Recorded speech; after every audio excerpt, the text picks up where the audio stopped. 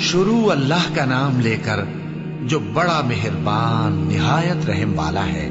جو لوگ کافر ہیں یعنی اہل کتاب اور مشرک، وہ کفر سے باز رہنے والے نہ تھے یہاں تک کہ ان کے پاس کھلی دلیل آ جائے، یعنی اللہ کا ایک پیغمبر جو پاک اوراق پڑھ کر سناتا ہے جن میں مستحکم آیتیں لکھی ہوئی ہیں، اور اہل کتاب جو فرقوں میں بٹے ہیں تو دلیل واضح کے آنے کے بعد ہی بٹے ہیں، حالانکہ ان کو حکم تو یہی ہوا تھا کہ اللہ کی عبادت کریں، اطاعت کو اسی کے لیے خالص کرتے ہوئے یکسو ہو کر، اور نماز قائم کریں اور زکوٰۃ دیں، اور یہی مضبوط اصولوں والا دین ہے۔ جو لوگ کافر ہیں یعنی اہل کتاب اور مشرک، وہ دوزخ کی آگ میں پڑیں گے اور ہمیشہ اسی میں رہیں گے۔